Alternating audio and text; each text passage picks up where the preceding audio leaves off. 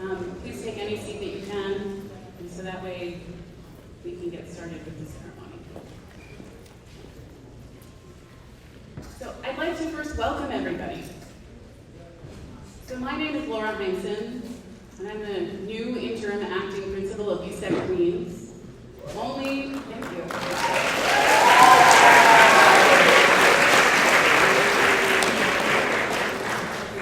Only one other person has stood up here in this role before me, and that was our founding principal, Valerie Thompson. I had the pleasure of working with Principal Val, first as a professor of history, and then the Dean of Academic Affairs, and she left me big shoes to fill. She was committed to learning and growing as a school leader, and she is currently in Boston right now in Dr. Max Hyman's lab at Harvard Medical School. She's at a laboratory that's located in Boston Children's Hospital. Val's chosen to retrain in biology and study cell shapes in a tiny worm called C. elegans. I knew nothing about this worm. However, I just spoke to her yesterday, and the excitement that was in her voice was infectious. This summer, the administrative team, we bought her a new backpack, we bought her a new water bottle to help her transition back to school. It was her own mini matriculation ceremony. She's modeled for me what it is to be a lifelong learner, personally and professionally. And I'm delighted to be here with all of you today and offer you my congratulations on behalf of Principal Val and myself as you matriculate into our college program. Your matriculation marks the occasion of your enrollment as a student in Bard College. It's your opportunity to begin taking college courses for credit. These tuition-free credits are yours to possibly transfer into your next college. And for those of you who earn at least 60 college credits with us, you will receive your Associate's Degree in Arts from Bard College in June of 2024. Each matriculation ceremony reminds me of my own matriculation into college. I often share with students that I earned a sum total of 0 transferable college credits in my high school education. I spent 4 years utterly bored in high school. 4 years mostly wasted, reading for pleasure on my own, but waiting to go to college. I had a guidance counselor that I met one time. That guidance counselor picked all of my classes, put me on track in a sequence of courses, and I spoke to her that one time and never again through the process of applying to my undergraduate college.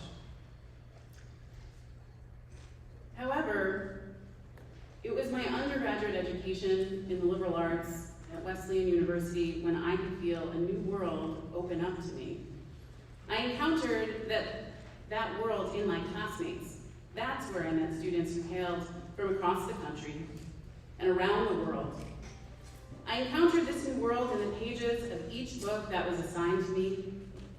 I encountered those ideas in every idea and question that surprised me.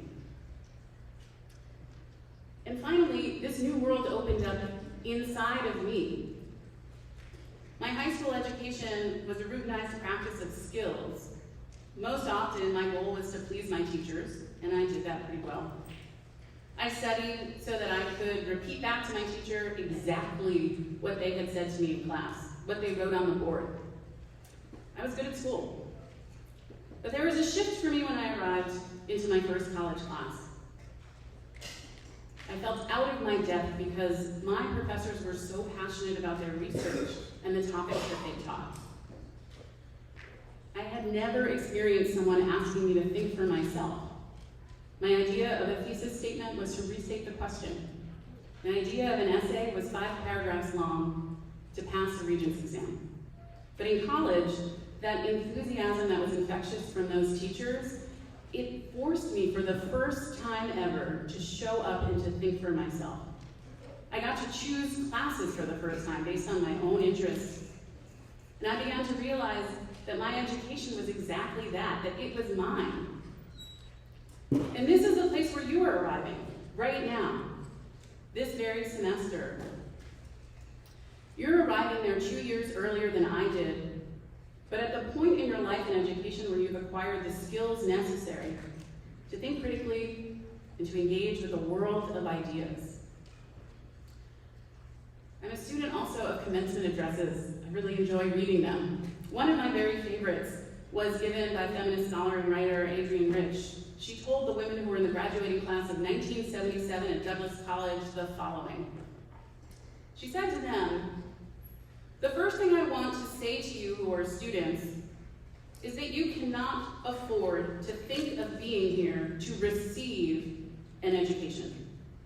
You'll do much better to think of being here to claim one." One of the dictionary definitions of the verb to claim is to take as the rightful owner, to assert in the face of possible contradiction.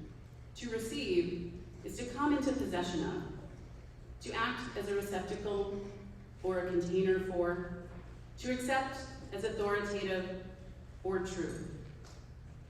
The difference is that between acting and being acted upon. And for women, it literally can mean the difference between life and death. So I say to you today in this ceremony that this marks a passage for you, from high school classes to college classes, from you as your high school student self to you as your college student self. It's a time when you need to show up in your classes and to bring your whole self. We need you to leave your mark and add your unique perspectives into the big questions that you will encounter in your seminar class and all of the other classes that you're taking. Learning is joyful, and you already have much to celebrate. However, I'm calling on you to not take a passive role in your education. Be an active listener. Be an active learner across the curriculum. Press those discussions you're a part of forward. Press them forward with your voice, with your ideas, and your questions. There are very real problems in our world that need to be addressed. You each will continue to explore what truly interests you and how you're going to move forward in the world, and what you choose to do with your lives moving forward is vitally important, but it actually starts now. It starts in your exploration of each class that you take. And many of you are embarking as the first in your family to matriculate into college. And to all of you in particular, I want to extend an extra special congratulations. I want to also extend my gratitude for all the families who are here today in the auditorium and those who can't be here, because they've helped to nurture you as students, as their children, and they helped you get up to this point and will be partners in helping you beyond. But you and I are embarking on a new adventure together. We are here together at the start of the 15th year of BSEC Queens. Your first year of college, my first year as principal, and I'm looking forward to following in the path that Principal Val laid out for you when she first met you and welcomed you as 9th grade high school students. It will be my honor to usher you out as college students and graduates in 2 more years. In this welcome, I'd like to turn things over next so that you can hear not only from me as a school leader, but from a student, someone who sat here where you were sitting, although virtually, I think, when she had the chance to be in a matriculation ceremony. So I'm grateful that we're also here together in person. But I'd like you to hear the words of what this education, what the experience of being an early college student is, from the perspective of one of our year 2 students.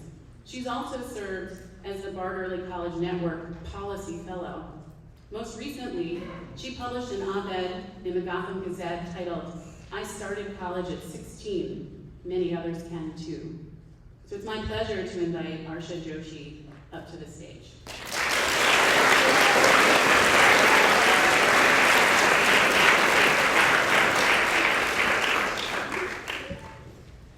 Good morning, everyone. Once again, congratulations on embarking this tumultuous journey.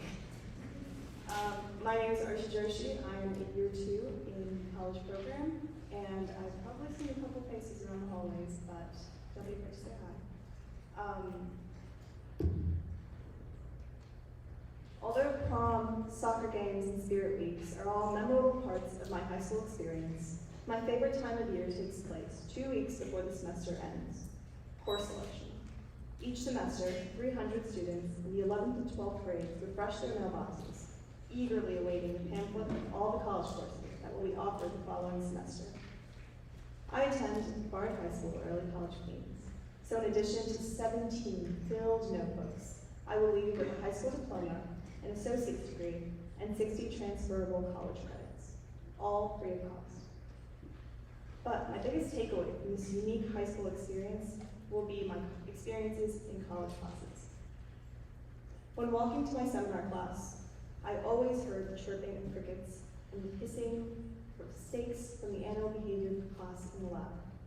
In my freshman year literature class, my professor changed the final for the class to reflect the civil rights protests that were occurring at the moment.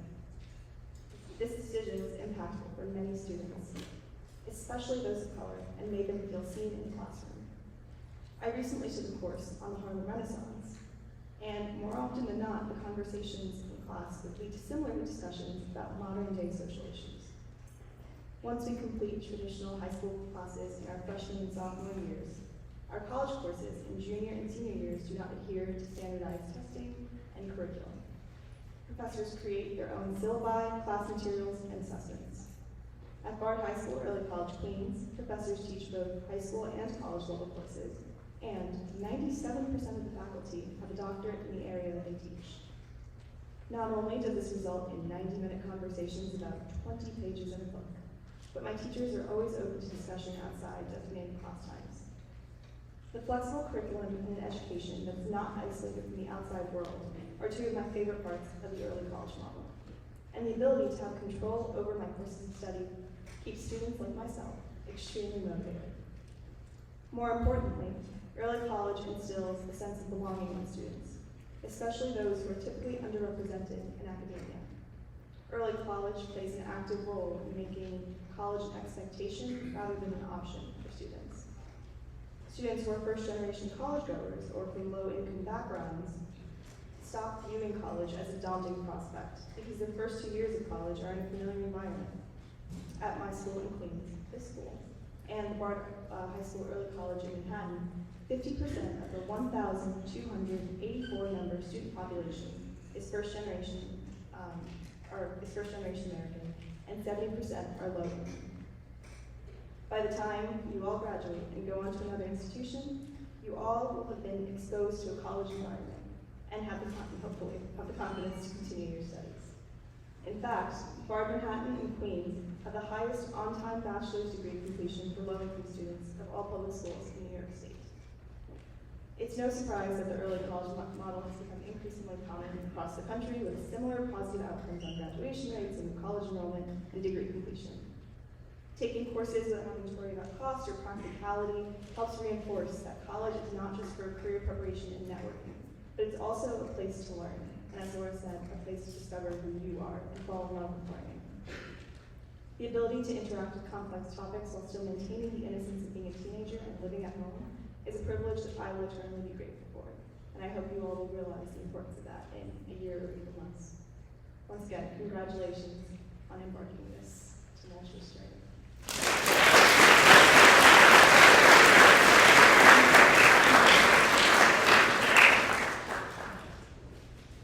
Thank you, Arsha, for sharing that.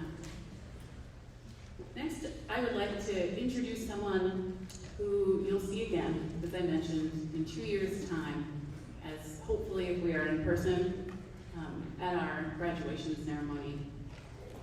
As I introduce President Leon Botstein, I want to say that he's no stranger, similar to what Arsha said about graduating at 16 from high school, knowing what it means to be an early college student before there was an early college movement in that way. He also knows what it means to move into a world at a young age and demand and to ask to be taken seriously, which is what you're all about to do.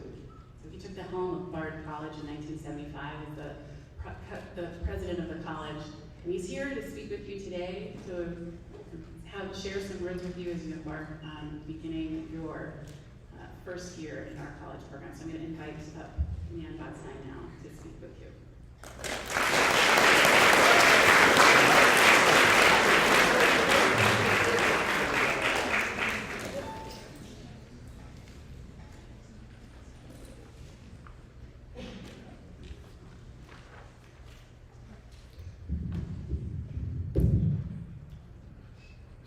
want to thank Dr. Hansen for the introduction, and I want to second the congratulations to all of you who are now entering the first year of college.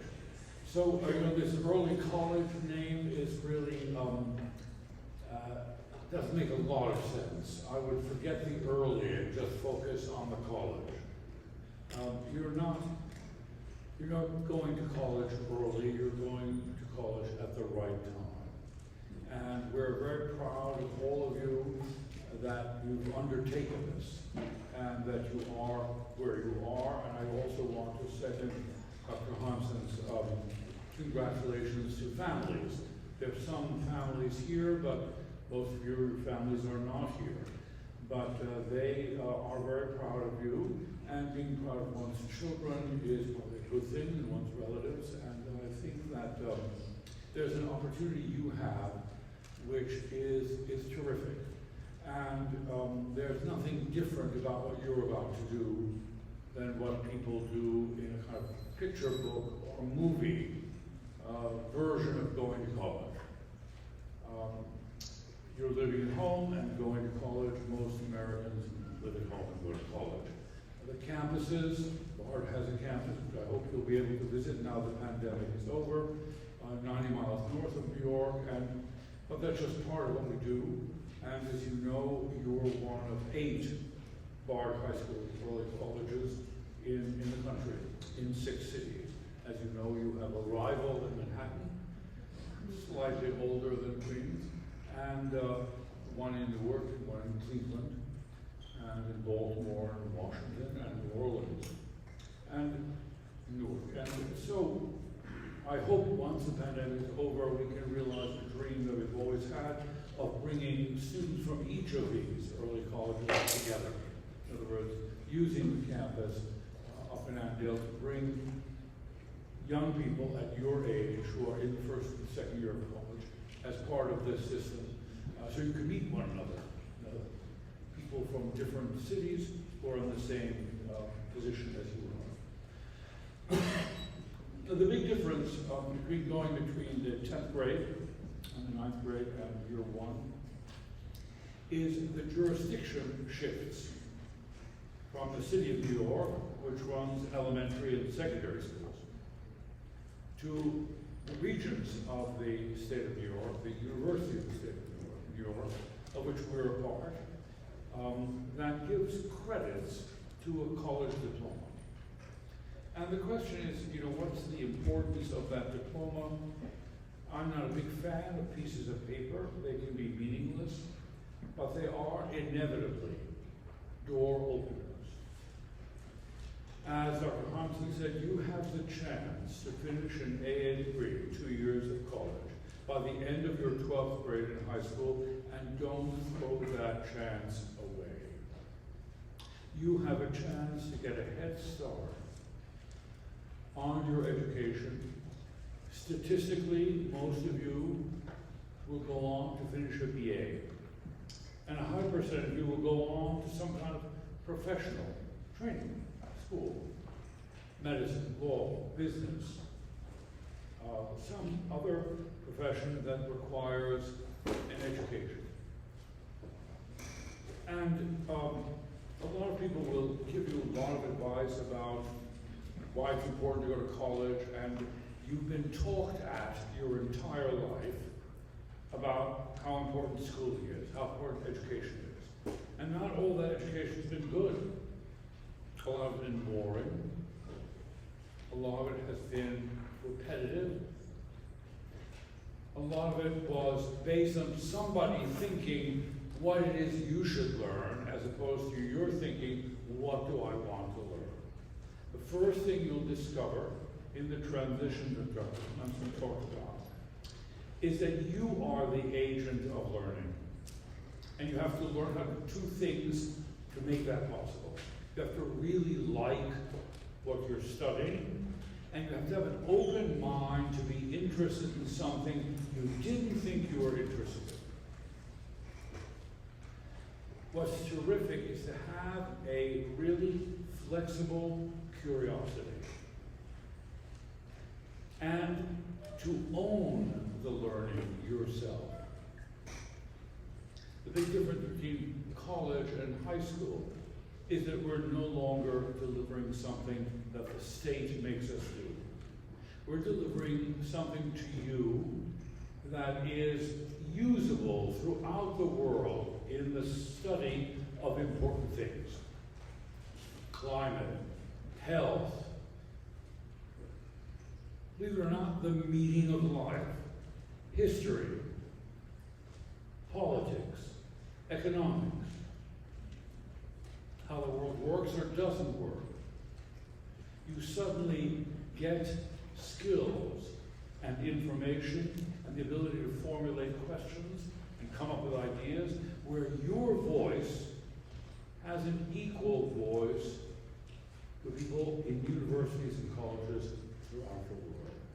You're entering an international conversation about very important subjects.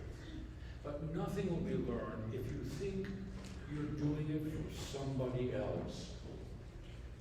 Or you divide your life between work and play. That this is work, and the real fun has something to do other than what you're doing as a student. College has always been associated with the idea that as we become adults, and you are adults, it is the life of the mind that is far more powerful than the physical side of your life. I'm always amazed, particularly in the United States, the number of people who spend hours exercising so they could live longer for no evident purpose. To live endlessly, thoughtlessly.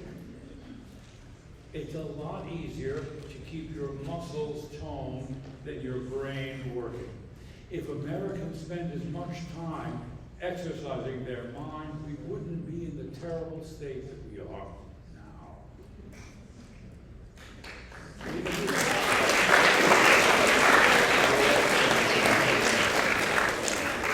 Education we seek to give is the most important key to your being free and in control of your own lives. I wish it were possible, but not legally possible, to have every one of you attend a college graduation inside the New York State prison system.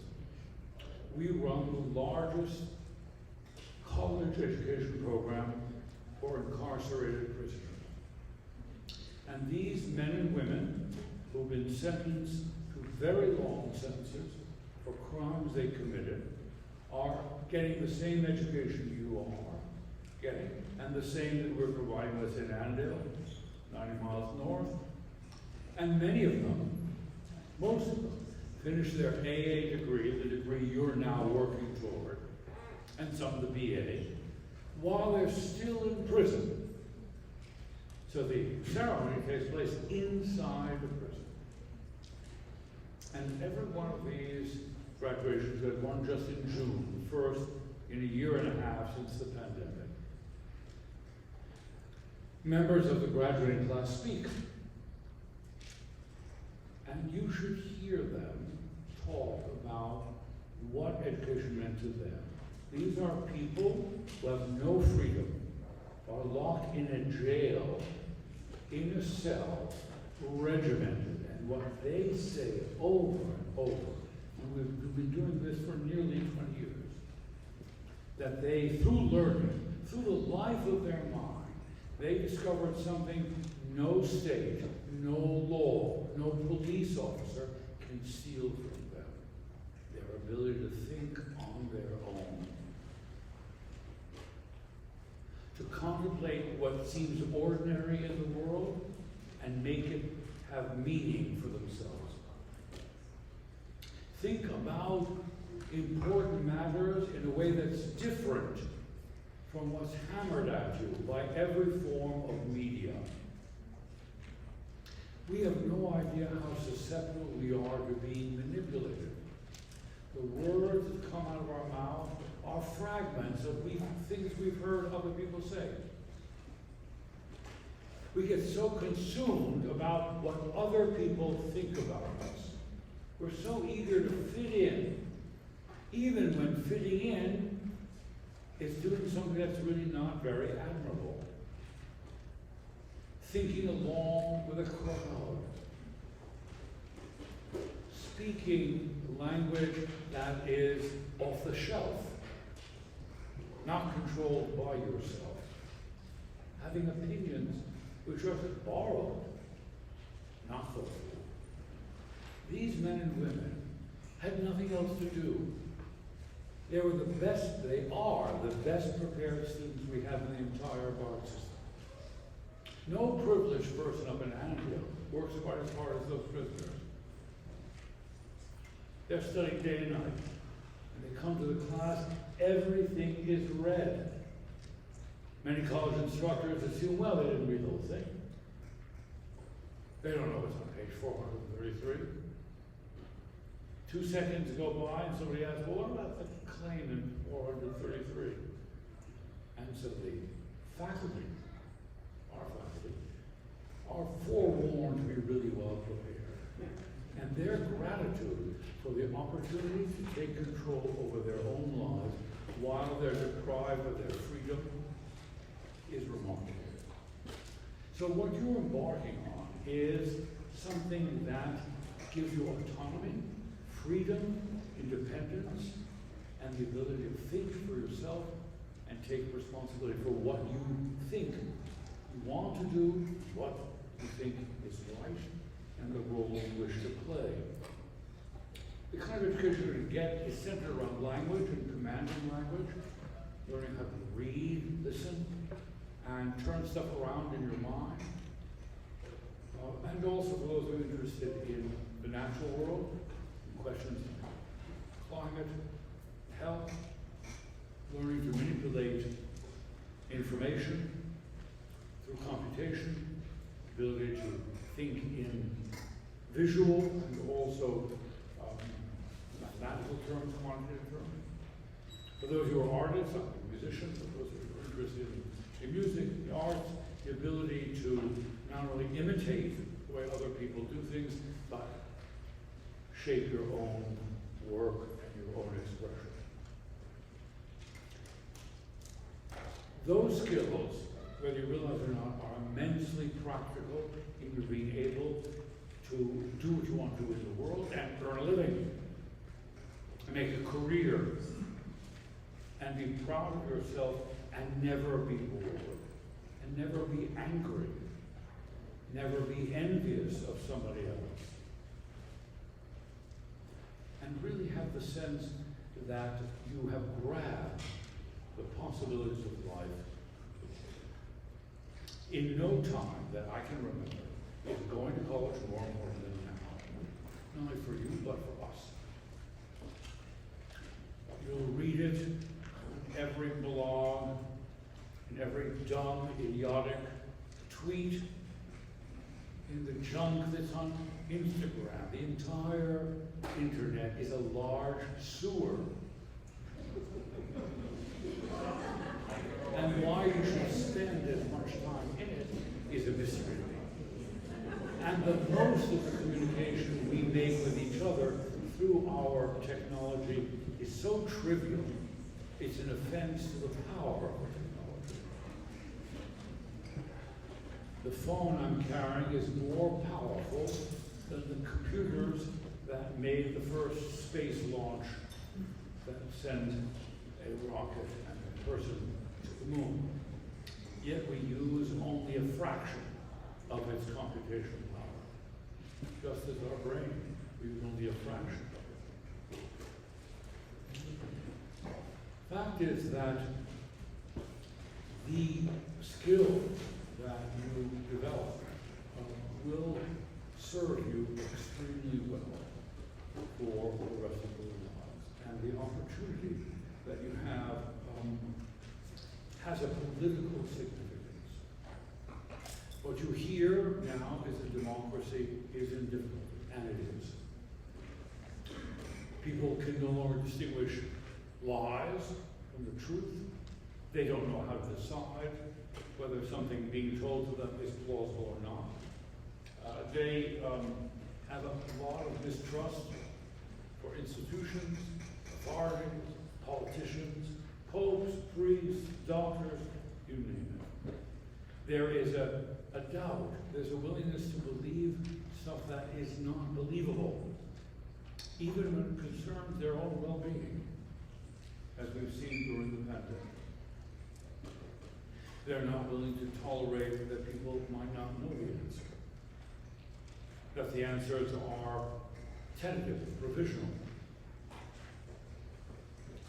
The fact is that democracy requires a common agreement on what we hold to be true and how we might demonstrate it. How I can convince you that what you think might not be right, and how you can convince me that what I think might not be right, and how we can, using language of not violence and not fear, come to agree to disagree or even to compromise. BARD had a particular role last year in rescuing students from Afghanistan, primarily women, who were targeted by the Taliban. And we have at BARD now, we'll have close to 80 Afghans, and we brought 300 of them to the American University in Central Asia, Bishkek, which is our partner. And we read a lot in the American press about the intolerance of the Taliban. We have our own intolerances. We have people who would prevent us from reading freely, people who are willing to curtail freedom of speech, people who are willing to curtail our control over our own bodies and our decisions in life, as witnessed by the reversal of Roe versus Wade. There are people who define freedom in having you conform to what I believe to be right, as opposed to allowing you to live your life and my life in an atmosphere of religious pluralism differently. It's easy to make a democracy when everybody's alike. But when religion is different, race is different, national origin is different, region is different, people look and seem different, we forget how similar we are. And the only way to forge a democracy is by thinking about the world in ways that are not superficial and not obvious. So the more educated our citizenry, the more free, more in control they feel, the better the chances are that we don't descend to tyranny and lose the freedoms that we deserve. So your being a college student is not only helpful to yourself, but to your entire community, and obviously to your family. So I want to congratulate you. I hope that the last time I see you is not going to be in 2 years, when you graduate, but in between. And we're here to help you, the entire faculty and staff of Reset Queens, all of us at BARD to help you, and give us a chance. Cynicism should be earned, not assumed. It's a wonderful time of your life, and the luxury to think, to read, to experiment, to study is a gift, a divine gift, if you will. And I congratulate you for volunteering to take it. Thanks.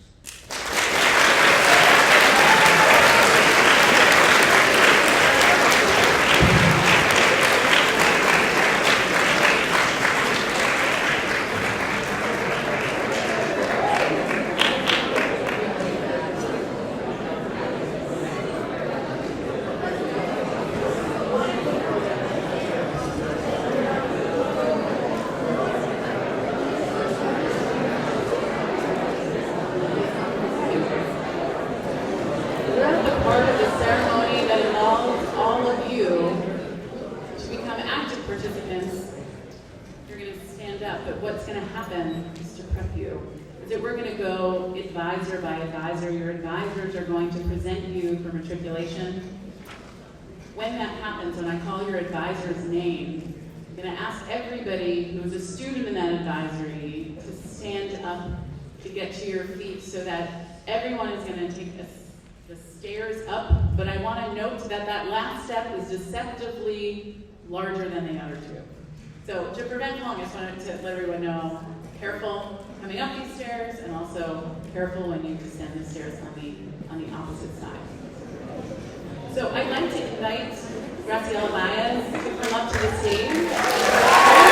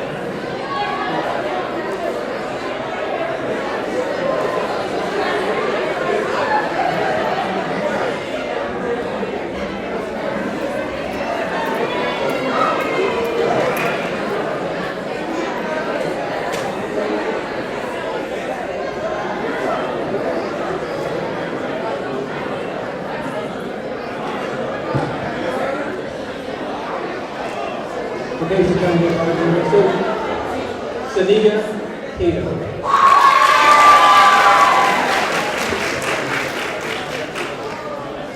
Noel Celeste.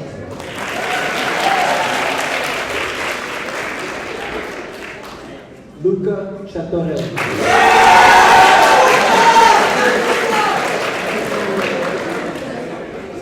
John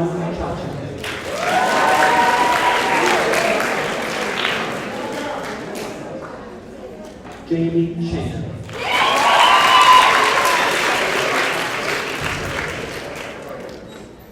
Isabel Chang.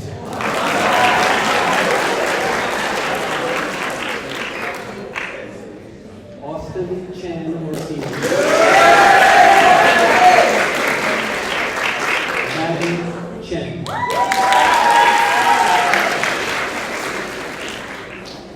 Nisha Choudhury.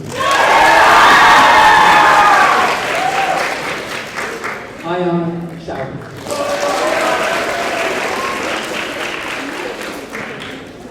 Ricardo Cook.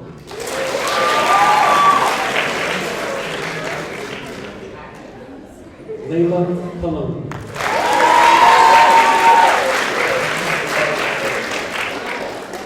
Lana K. Corbett.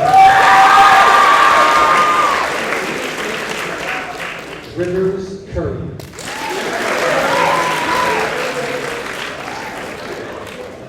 Natalia Deva.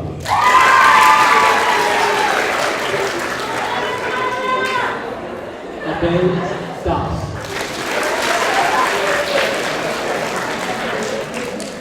Quinton Names.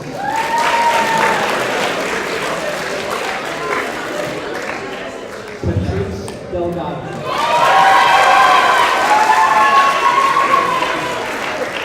Angelina Lucia Diaz.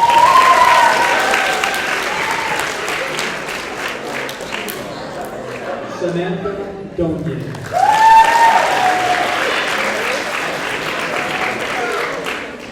Inez Dominic.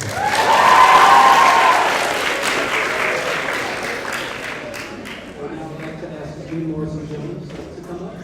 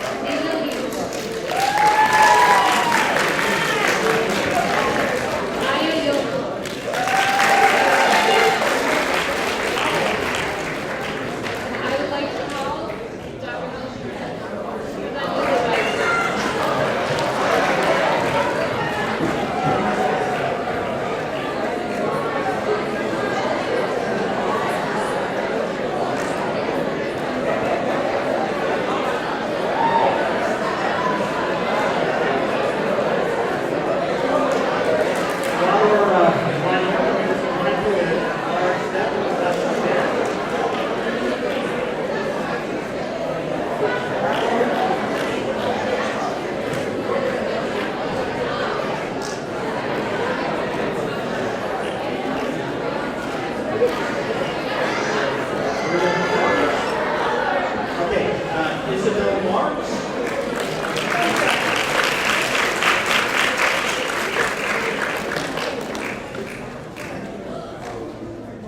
Johan Martin.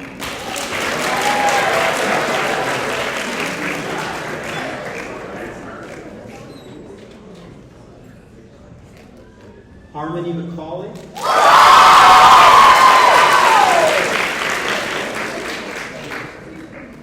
Kamar McKay.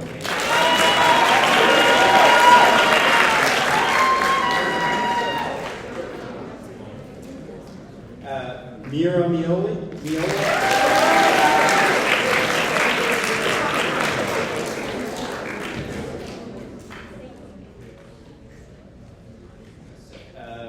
Celeste Morera.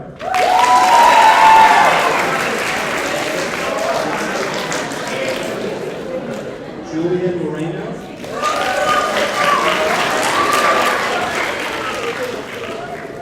Mackenzie Morgan.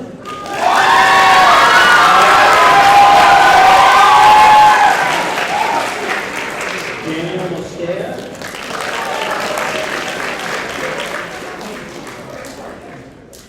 El Nair.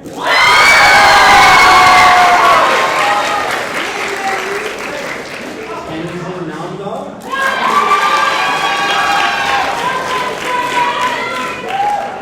Max Egbow.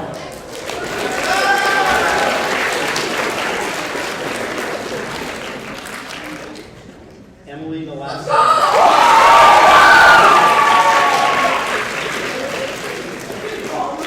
Lola Oden.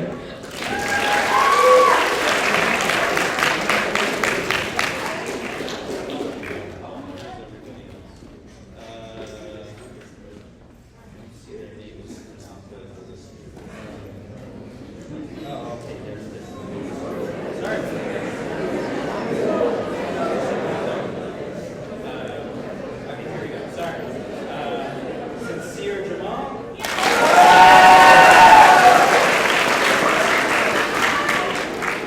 Andre Lee.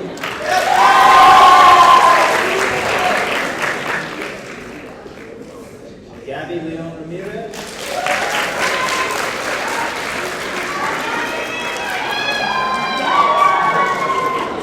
Selena Lynn.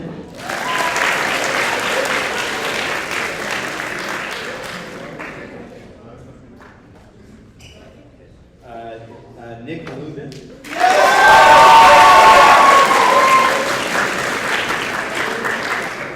Morgan Lucas.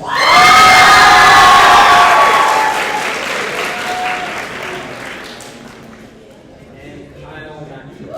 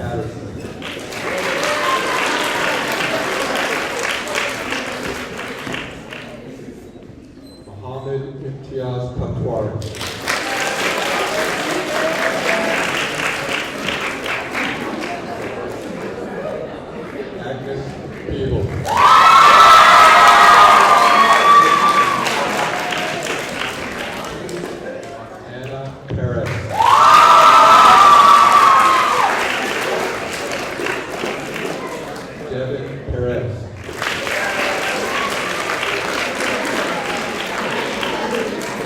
Melissa Perry.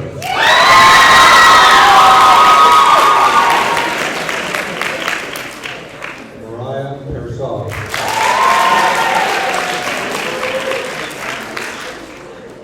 Annabelle Persall.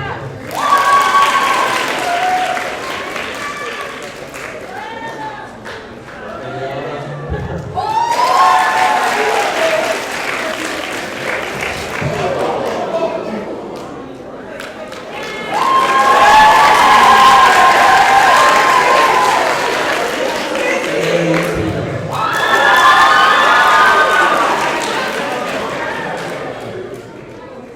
Dylan Quesada.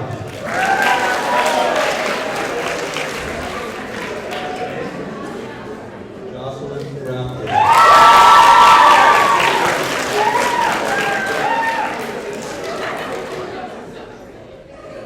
Anuto Rahman.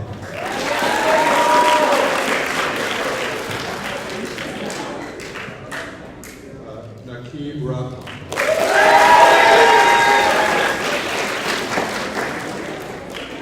Rita Rahman.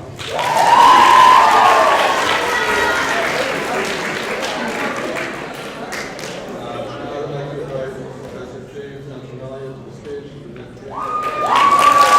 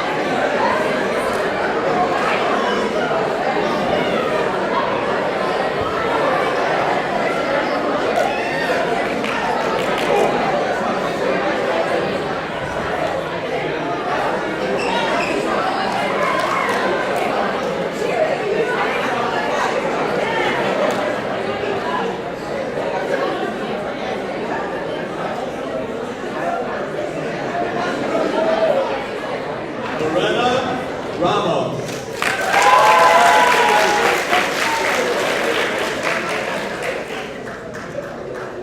Tassim Razia.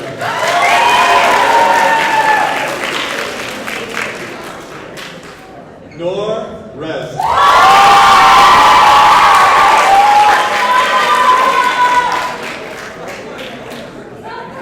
Edward Rowland.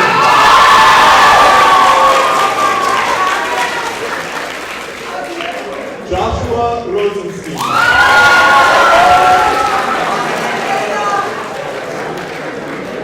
Kennedy Ross.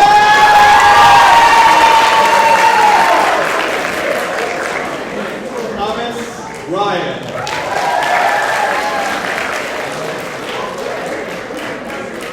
Amelia Salmon.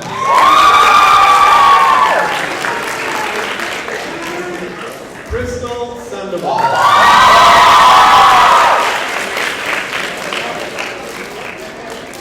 Christopher Santiago.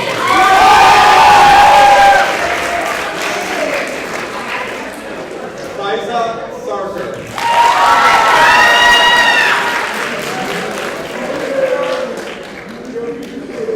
Michael Shan.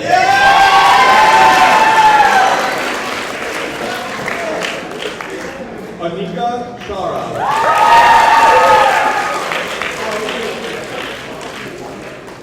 Arlo Shiratsuhisa.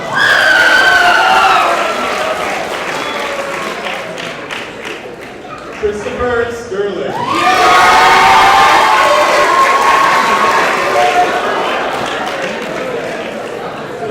Shamar Stewart.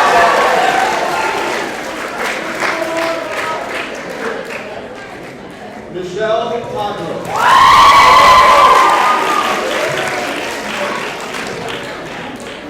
Racy Tan.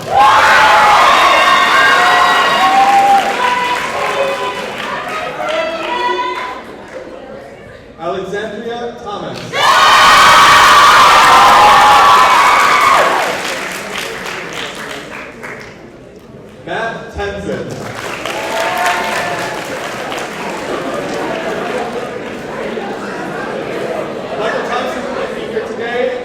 Michael Thompson.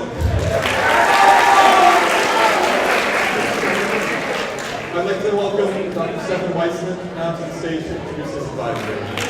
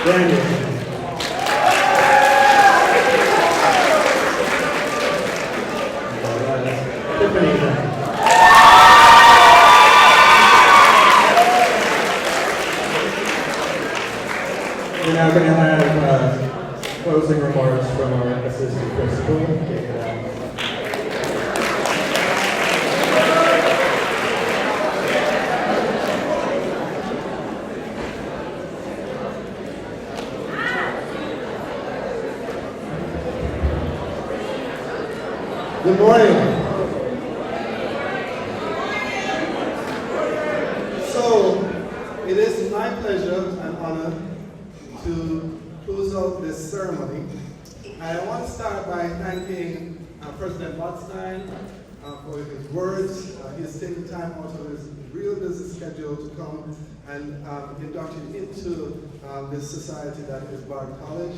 I also want to thank our new interim acting principal, Laura Hampson.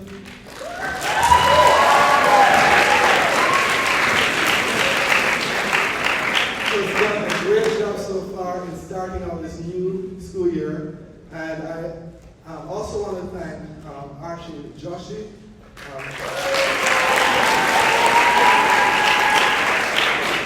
And your two student who's giving you a glimpse into what this college life is all about. Heraclitus, who is a pre-Socratic Greek philosopher, once said, a person never steps twice in the same river because the river changes and the person changes. And this is a time of change for many reasons. And Matriculations is all about celebrating change. Our school is changing. We are emerging slowly from a pandemic, and as we emerge, we as a school are resetting, we're restoring, and recharging. We're resetting the culture we had before the pandemic. And this is a class that didn't know what it looked like in the hallways of BSEC Queens before the pandemic. And so we're making some moves to restore what it was like then. We're also not wanting to stop there. We want to recharge and go further to build an even more collegiate culture and to make sure that everything we do, whether it's in the hallway or in the classroom, reflects the life of a college. You have changed. Over the last 2 years, you have been transforming, sometimes slowly, sometimes rapidly, into college students. You've been gaining the skills and knowledge you need to face that life of, as President Botstein said, the mind. Do not take this time for granted. We have students who come back every year after they have graduated, and they are angry. More specifically, they are angry at us because we set false expectations. They went to their next college, and not everybody in the class was commenting. Not everybody was thinking of something valuable to say. Not everybody was interested in learning and ideas more than the grades. And unfortunately, not every professor was as enthusiastic as the professor they had here. Savor this moment. Breathe it in. Because in a few minutes, you're going to go back to the hard work. Congratulations to the parents for all that you have done to get students to this point. Congratulations to the class of 2024. You are entering Bard College.